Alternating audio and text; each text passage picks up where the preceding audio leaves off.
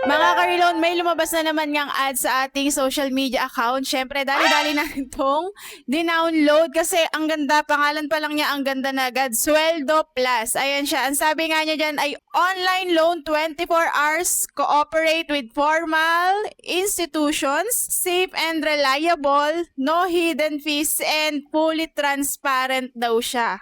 At eto nga, nagpapautang daw siya ng hanggang 50,000 at ang loan terms daw nito ay 180 days. At ang repayment lang daw nito ay 52,700. Too good to be true na naman nga itong loan application na to, kaya ikaw kung ayaw mong may stress, bandang huli, at gusto mong makasigurado sa mga loan application na dinadownload mo para sa iyo tong video natin na to, tapusin mo muna to hanggang dulo. Pagkabukas ko nga dito sa application na to mga ka-reload, sa Google Play Store, ang nakalagay dito ay track daily expenses. So parang ang pinapalabas na naman nga dito ay hindi ito isang loan application, ganyan. Parang tracker ulit siya ng mga expenses natin, ng sweldo natin, labas-pasok ng pera natin, ganyan.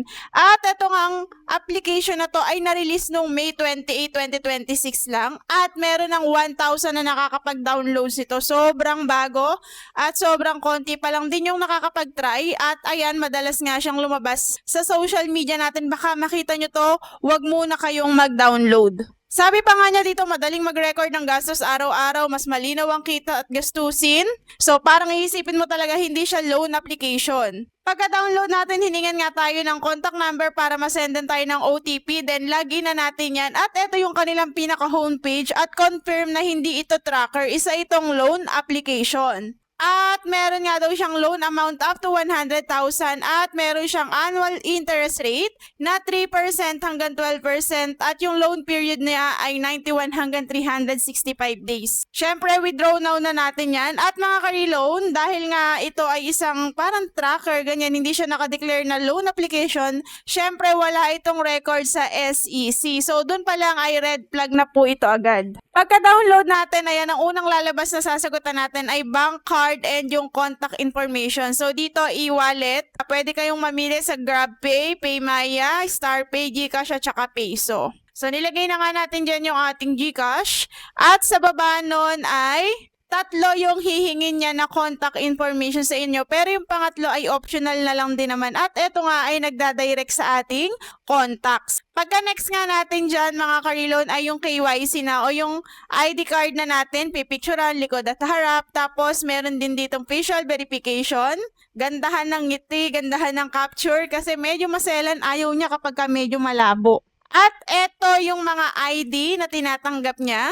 National ID, UMID ID, passport, driver's license, Social Security System card o yung SSS nyo, TIN card, voter's ID, health card at saka yung inyong postal ID. Pagkatapos nga nun ay etong personal information natin, mag-o-auto fill up na to kapag malinaw yung pagkaka-picture ninyo sa mga ID ninyo, yung last name, first name, gender, tsaka yung date of birth, identity card number, and inyong education, industry, profession, reason for loan, monthly salary, marital status, yung inyong address. At mga ka-reloan, itong loan application na to ay pwede kahit wala kang trabaho, kahit student ka, kahit unemployed ka.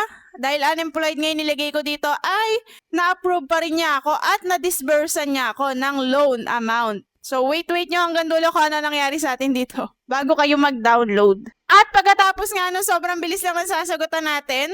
1 minute lang mahigit at sabi nga niya ay submitted successfully na. Ayan, back to homepage na daw tayo. Pagkatapos nga natin doon ay bumalik na siya dito sa homepage. Ayan yung Sweldo Plus at naka-refresh daw siya. 1 minute lang daw natin aantahin pero nagulat ako mga ka-reload, wala pang 1 minute. May pumasok agad sa GCash natin. So eto po ay auto-disburse. Kakainis? Hindi pa man natatapos itong refresh niya, may pumasok na sa atin. Buti na lang hindi masyadong malaki yung pumasok o yung pinaloan niya sa atin. Ako, kung hindi, sakit talaga to ng ulo. At meron yung pumasok nga sa GCash natin, mga ka-reload, ay 464 lang naman. Pero kasi ang loan amount natin na kailangan bayaran sa kanya ay 800 pesos sa loob lang ng 7 days. Grabe. Medyo pinagpawisan ako dito mga karilon. Buti na lang hindi 3,000, hindi 5,000, hindi 6,000, hindi tatlong product. Buti 800 lang nadali tayo dito. At ayan tayo sa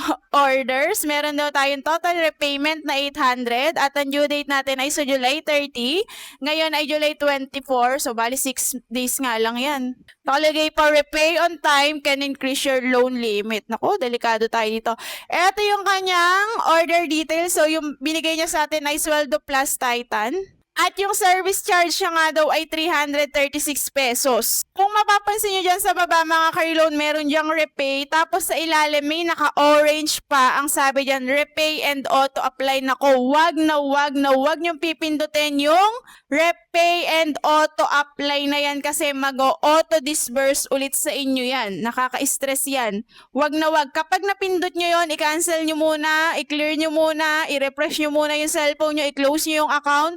Then, kung gusto nyo na ulit magbayad at saka nyo ulit buksan at saka nyo pindutin yung repay. Kasi kapag once na na-touch mo na yan, tapos inulit mo lang ulit yung repay, kahit hindi na dun sa may auto-apply na yon, mag-auto-disburse yan. Kaya doon na lang kayo sa sigurado. Halimbawa, napindot nyo na hindi sinasadya, i-close nyo muna yung account. Dahil naranasan na natin yan. Sobrang bigat niyan. Ilang beses magpapadala sa yan. Laging magpapadala sa iyo yan kada mapipindot mo yung auto-apply na yan. At much better pagkatapos mong magbayad dito ay i-delete mo na yung account mo dito. Syempre dahil ganito nga yung kanyang technique ay tiningnan ko na agad. Hindi ko pa agad binayaran to ngayon so maya-maya na lang siguro. Tinignan na natin dyan sa mine at meron naman siyang close account. Ayan, meron siyang delete account. So pagkabayad ko dito ay i-delete ko to agad dahil hindi po natin marerecommend yung ganitong loan application. Huwag na huwag nyo nang subukang i-download to. Mga karilong disclaimer lang po, hindi po ito paninira, hindi po ito panghihikayat sa inyo na i-download yung mga loan application na nire-review natin. Ito po ay, ayan, para transparent tayo and matulungan kayong mag-decide talaga kung ida-download nyo ba yung isang loan application. So, sana nakakatulong yung mga review natin. Kaya ako naman po sinasabi kung recommended ko o hindi kasi ayoko rin talaga na merong nababaon sa utang. So, ito po ay sinashare lang natin kung paano ba yung proseso ng pag-apply dito and yung ating personal experience. Kung kukumputin nga natin yan mga karilon, ang natanggap natin ay 464.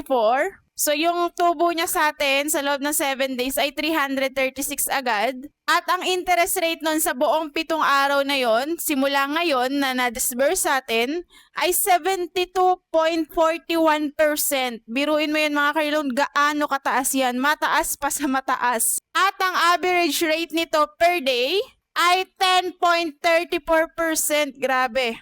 At ang interest nito sa bawat araw ay 48 pesos. Nakakapanglambot, di ba? So yun lang mga karilon, that's it for today's video tungkol kay Sweldo Plus. So kung makikita nyo to sa mga ads ninyo, huwag nyo na sanang i-download dahil hindi po ito yung mga loan application na makakatulong sa atin sa oras ng pangailangan. And hindi ka pa nga decided kung gusto mo ba talagang umutang dito o hindi, pero nagdesisyon na sila para sa atin. Eh paano kung ang ma-disburse sa inyo ay mas malaki dito sa 800, di ba?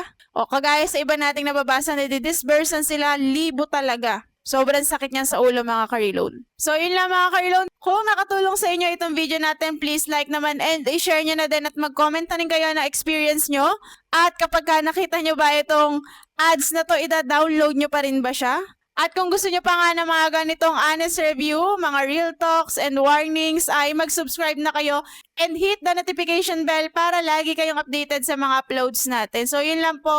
Sana ay sama-sama tayo makaahon sa utang and iwasan natin yung mga hindi masyadong magaganda na loan application pati na rin yung tapal-tapal system para wala tayong pagsisiyan sa huli. Yun lang, God bless you all and see you on my next video. Bye! Ito yung ating Boya na mic na laging nandyan sa ating description box. I-check out nyo na yan dahil sobrang gandang gamitin yan.